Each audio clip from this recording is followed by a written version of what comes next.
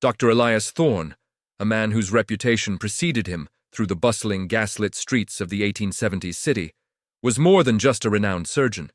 He was a beacon of scientific rigor, his hands as precise with a scalpel as his mind was sharp with deduction. Yet, beneath the veneer of professional calm lay a profound sorrow, a wound that time had scarred, but never truly healed.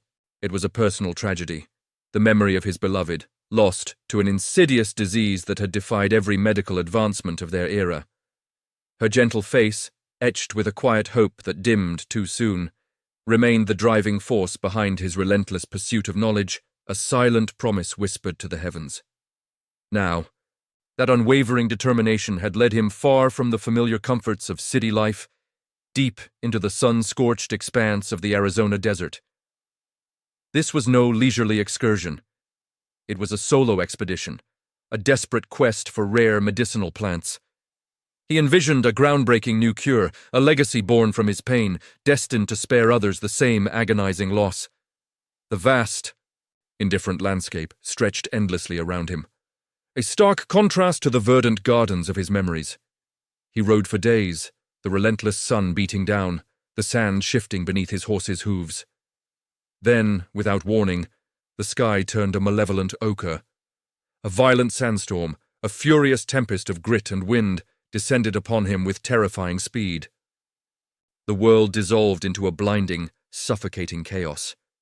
He fought to maintain control, but the horse, panicking amidst the roaring gale and stinging sand, bolted.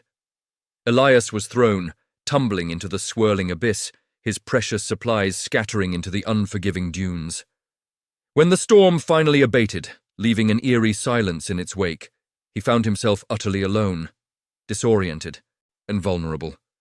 The overwhelming vastness of the desert, once merely immense, now felt chillingly hostile, a silent, predatory entity. Lost and disoriented, Elias stumbled onward, his throat parched, his vision blurred by sand and fatigue. He desperately sought any sign of shelter, any landmark in the featureless expanse. His gaze fell upon a hidden crevice, a dark moor in the sun-baked earth that promised a moment of shade, a brief respite. As he neared, a sudden chilling rattle sliced through the stillness. A rattlesnake, perfectly camouflaged against the dusty rock, coiled and struck with lightning speed. A searing, agonizing pain erupted in his left leg as the fangs pierced his flesh. The immediate burning sensation was quickly followed by a creeping dread, the cold certainty of venom spreading through his veins. Instinct, honed by years of medical practice, seized him. He tore a strip of cloth from his shirt, fashioning a makeshift tourniquet just above the bite, a desperate, crude attempt to slow the venom's insidious journey. His medical knowledge screamed the dire prognosis.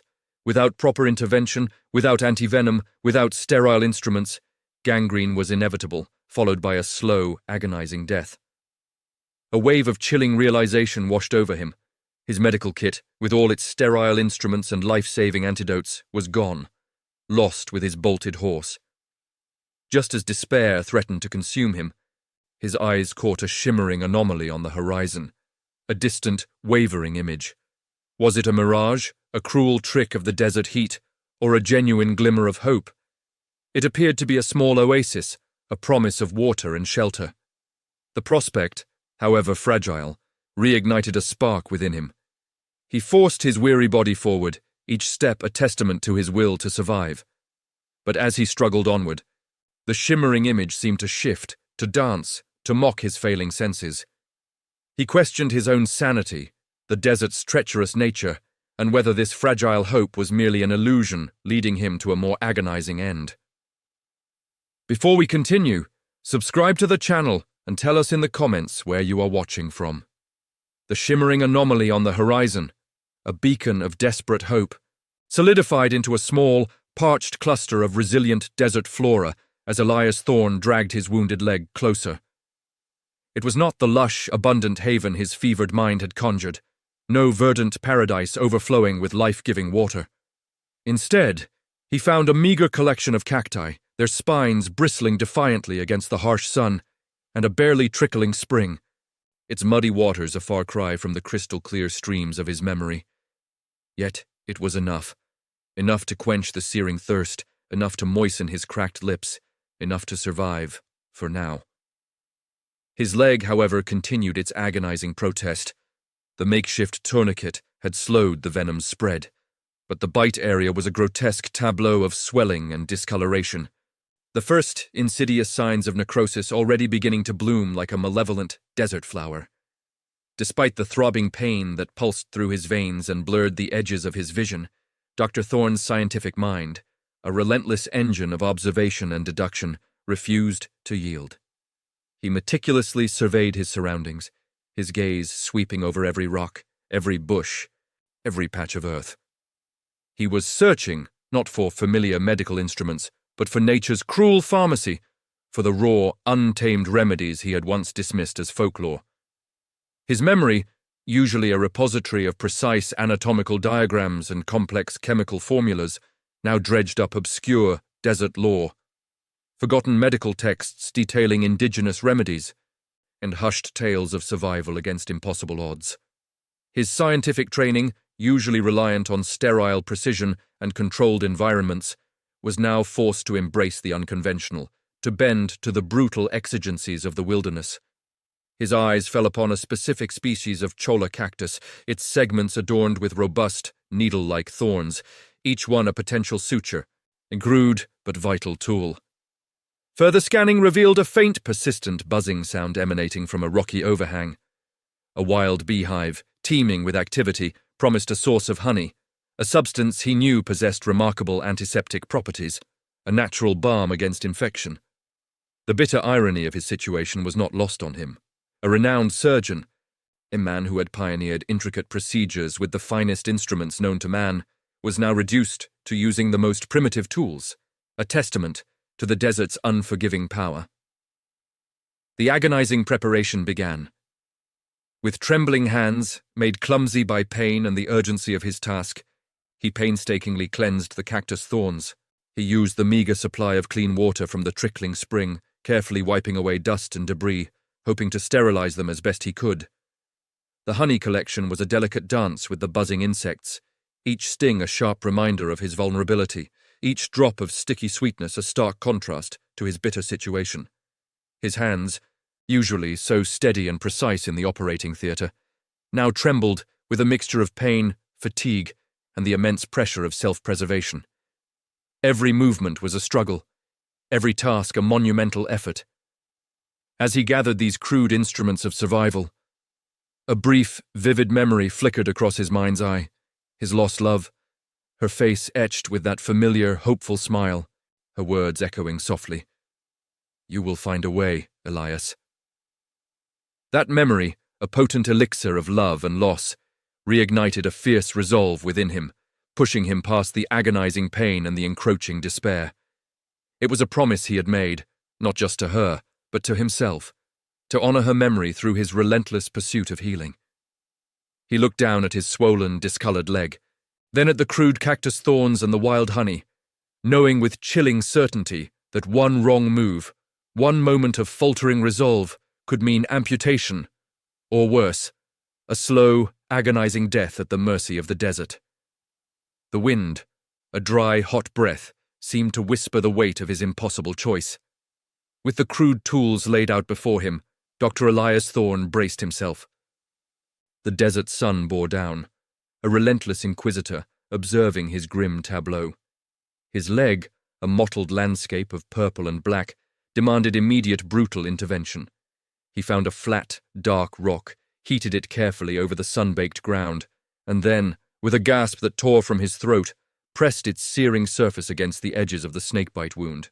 The smell of burning flesh filled the air, a sickening aroma that mingled with the metallic tang of blood. It was a searing, agonizing pain, sharper and more immediate than the snake's venom. But it was a necessary evil, a desperate attempt to cauterize the raw tissue and prevent further spread of infection. Each press of the hot stone was a test of his will, a battle against the instinct to recoil. His grunts of pain were the only symphony in the vast, silent desert, punctuated by the frantic beat of his own heart. Sweat, a mixture of effort and fever, beaded on his brow, stinging his eyes. His hands, usually so precise and unyielding, now trembled, but his mind remained a fortress of surgical intent. He found a shard of chert, sharp and jagged, and with a deep, shaky breath, began to excise the necrotic tissue. It was a gruesome task, a surgeon operating on himself, his own flesh yielding to his crude scalpel. Each cut was a visceral reality, a stark reminder of his mortality, yet his years of training, his unwavering focus, allowed him to push through the agony. He meticulously removed the dead and dying flesh, a gruesome harvest, knowing that any remaining would be a breeding ground for gangrene. Next came the unimaginable. He had carefully prepared the cactus thorns, each one a fragile, natural needle. Now, with a strand of agave fiber, painstakingly stripped and twisted, he threaded the first thorn.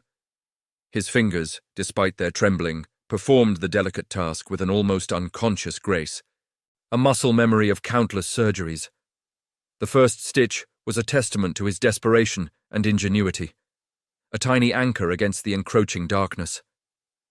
He pierced his own flesh, the sharp thorn drawing a fresh bead of blood, and pulled the agave fiber through. Each subsequent stitch was a battle, a small victory against the venom, against the relentless march of gangrene, against the gnawing despair that threatened to consume him. He worked slowly, methodically, his breath coming in ragged gasps, his vision occasionally blurring from the pain and the oppressive heat. The fever, a silent predator, had taken firm hold. As he worked, vivid hallucinations began to dance at the periphery of his vision. His lost love appeared, her face serene, then contorted in pain. The bustling streets of his city materialized, then dissolved into swirling sand. He saw his past failures, his medical mistakes, magnified and distorted by the fever's cruel lens. A wave of doubt, cold and overwhelming, washed over him. Was this all in vain? Was he merely prolonging the inevitable, a futile act against an unstoppable force? His scientific mind, accustomed to logic and empirical evidence, grappled with the primitive, almost shamanistic nature of his actions, the stark contrast between the sterile operating theater and this brutal desert surgery. Just as despair threatened to engulf him, a fleeting image pierced through the haze of fever and pain. His lost love, her smile radiant, her voice, clear as a desert spring, echoing in his mind. "You will find a way, Elias." It was a blend of memory and hallucination, a powerful vision that acted as an anchor, pulling him back from the brink. Her unwavering faith, even in death, solidified his resolve once more. He pushed through the last agonizing stitches, his body screaming in protest, his mind a singular focus on survival. With the final, painful stitch, he collapsed, the crude instruments falling from his numb fingers. He lay there, his pulse thrumming against the parched earth, unsure if he had saved himself or merely delayed his demise. The desert wind, a dry, whispering voice, carried his uncertainties into the vast, indifferent sky. Dr. Thorne awakened slowly, his body heavy, his mind clouded by a lingering haze of pain and fever. The harsh desert sun, now lower in the sky, cast long shadows across the oasis. Disorientation clung to him like the dry dust, but as his senses gradually returned, a profound realization settled in. The relentless throbbing in his leg had lessened. The searing agony had receded to a dull ache, a manageable discomfort compared to the torment of before. He carefully shifted, testing the wound. The honey dressing, though crude, appeared to be working its ancient magic. The angry redness had subsided, replaced by a healthier, less inflamed appearance. A fragile sense of hope, delicate yet persistent, began to bloom within him, a tiny green shoot in the arid landscape of his despair. He had survived. He had, against all odds, performed a miracle upon himself. As he lay there, savoring this nascent hope, a small, dark speck appeared on the horizon. It grew steadily, resolving into the unmistakable silhouette of a horse and rider. His heart, which had just begun to calm, now quickened with a mix of relief and trepidation. Was it a rescue? Another traveler lost in the vastness? As the figure drew closer, the details became chillingly clear, and the fragile hope within him withered, replaced by a cold dread. The rider was Jedediah, his former colleague, a man he had once considered a friend, a brilliant mind with whom he had shared countless hours in the pursuit of scientific advancement. But Jedediah was also the man whose ambition and jealousy had festered into a devastating betrayal, stealing Thorne's research, discrediting his name, and leaving him professionally ruined. Jedediah dismounted with an almost theatrical grace, his gaze sweeping over the small oasis, then settling on Thorne. A practiced smile, devoid of genuine warmth, touched his lips. "Elias, my dear fellow, what a terrible predicament you've found yourself in." His words were laced with feigned concern, but his eyes, sharp and predatory, betrayed the truth. They flickered over Thorne's injured leg, then subtly scanned the ground around him, searching. "He's been following your trail for days. Heard you were out here, chasing phantoms again. Just wanted to make sure you were... well..." The implication hung heavy in the air. Unstated, but understood, Jedediah was not there to help. Thorne, weakened but clear-headed, met Jedediah's gaze. "Jedediah, what brings you to this forsaken place?" His voice was raspy, but held a steel that surprised even himself. Jedediah chuckled, a dry, humorless sound. "Always so direct, Elias. Well, since we're being honest, I wasn't just making sure you were well. I heard whispers of your unconventional theories, your latest pursuit of some desert cure. And knowing your past, Elias, I knew you'd stumble onto something truly remarkable, something I could, shall we say, adapt for my own research." The venom of betrayal, far more potent and insidious than the rattlesnakes, poisoned the already arid air. Jedediah, confident in Thorne's weakened state, sauntered closer, his boots crunching on the dry earth. "You see, Elias, I've always been one step ahead. It was quite simple." And really, a loose cinch, a startled horse. It wasn't the sandstorm that separated you from your supplies. It was me. A cruel smile spread across Jedediah's face as he watched the realization dawn on Thorne. The horse, the lost medical kit, the desperate struggle, all orchestrated. The profound malice, the calculated treachery, struck Thorne with a force that almost eclipsed his physical pain. Jedediah had not merely betrayed him. He had actively sought to destroy him, to leave him to die in the desert, all to plunder his intellect. Jedediah's eyes then fell upon Thorne's still healing leg, a flicker of genuine surprise crossing his features before it was quickly masked. "Primitive, Elias, truly primitive, cactus thorns and honey. What next, mud poultices?" He scoffed, utterly unaware of the sheer ingenuity and will that had gone into Thorne's self-surgery. He then shifted his attention to Thorne's meager belongings, kicking aside a water skin, searching for what he truly desired. "Where are they, Elias? Your notes. Don't tell me you've come all this way without documenting your latest discoveries." He rummaged through Thorne's small satchel, his movements precise and purposeful. Suddenly, his fingers brushed against something hidden, a concealed compartment Thorne had created for his most precious research. A glint of triumph flashed in Jedediah's eyes as he pulled out a leather-bound journal. Thorne watched, helpless and enraged, as his life's work, his legacy, was once again in the hands of his betrayer. Jedediah's fingers, stained with desert dust, greedily clasped around the leather-bound journal. A triumphant, almost predatory smile stretched across his face as he flipped through the meticulously filled pages, each word a testament to Thorne's tireless dedication. "Ah, there they are," he murmured, his voice dripping with satisfaction. "The fruits of your unique methods, Elias." Thorne, despite the searing pain in his leg and the humiliation in his heart, found a surge of desperate energy. "Jedediah, please," he rasped, his voice raw. "Don't do this! We shared a vision once. Think of the good these discoveries could do. Think of the lives they could save." He appealed to their shared scientific past, to a flicker of humanity he hoped still resided within his former colleague. Jedediah merely laughed, a harsh, grating sound that echoed in the vast silence of the desert. "Shared a vision? Elias, your vision was always clouded by sentimentality. Mine is clear. Legacy. And you, my dear Elias, have always been an obstacle." His eyes, cold and hard, narrowed. "You stole my thunder once too often. This isn't just about research, Elias. This is about erasing you, completely. The personal vendetta, fueled by years of festering envy, was laid bare, a stark revelation of Jedediah's true, venomous nature.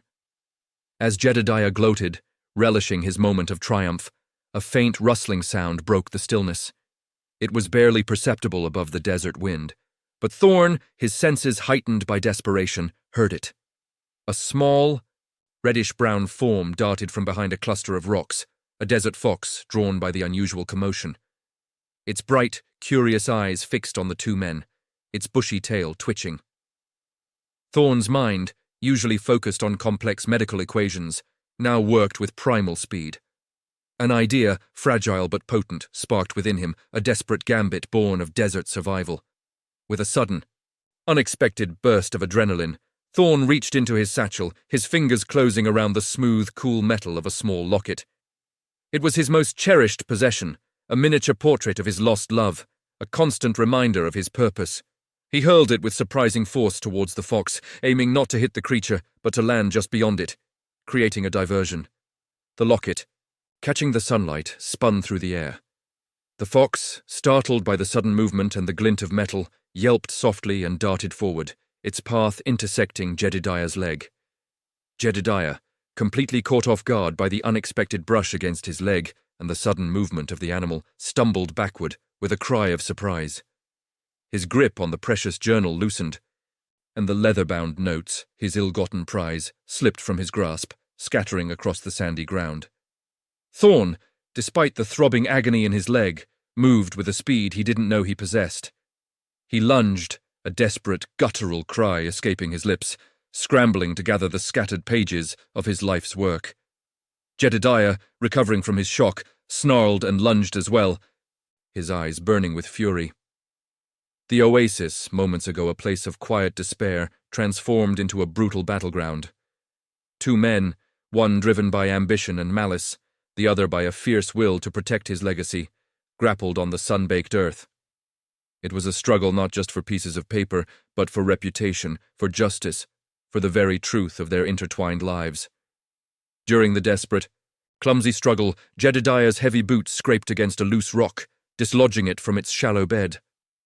Beneath it, coiled and unseen, lay another rattlesnake, its diamond-patterned skin perfectly camouflaged against the sand. The serpent, disturbed from its slumber, reacted with lightning speed. A sudden, furious hiss rent the air, followed by a swift, deadly strike. The fangs, identical to those that had pierced Thorn's flesh days earlier, sank deep into Jedediah's exposed ankle. Jedediah screamed, a chilling sound of agony and disbelief as he collapsed, clutching his now swelling leg. The venom, swift and merciless, began its insidious work, mirroring the fate he had so cruelly orchestrated for Thorn. Thorn, weakened but victorious, clutched his precious notes, watching Jedediah writhe in the sand. A profound, almost biblical sense of poetic justice settling over the desolate oasis.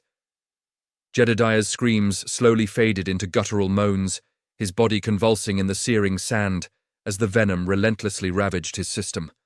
Thorn, the physician, stood over him, the weight of his Hippocratic oath pressing down on him like the arid desert sky. This man, his former colleague, had sought his demise, had reveled in his suffering, had orchestrated his near-fatal ordeal. Yet, the ingrained instinct to heal, to alleviate pain, warred with the raw, visceral memory of betrayal. Could he, Elias Thorn, a man dedicated to preserving life, stand by and watch another succumb to the very poison he had so narrowly escaped?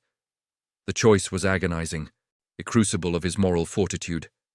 His gaze fell upon his own leg, still tender, still marked by the cactus thorns and the honey's healing touch.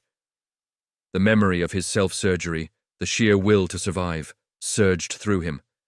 He had faced death and wrestled it into submission with the most primitive of tools. And in doing so, he had become something more than just a surgeon. He had become a survivor, a man forged by the unforgiving desert.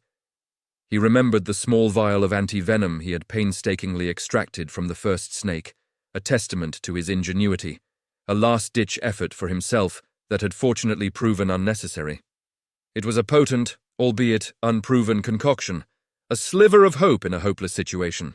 With a heavy sigh that seemed to carry the dust of ages, Thorn knelt beside Jedediah. His face was a mask of grim determination, devoid of pity, yet not entirely without a flicker of his inherent humanity. He uncorked the vial, its contents shimmering faintly in the harsh light. "This is all I have, Jedediah," Thorn's voice was low, devoid of emotion. "It might not save you, but it might ease your passing." He administered the precious liquid, a silent, complex acknowledgement of their intertwined history, however fractured and bitter. It was not forgiveness, perhaps, but a final, stark act of mercy, a testament to the man Elias Thorn chose to be, even in the face of such profound malice.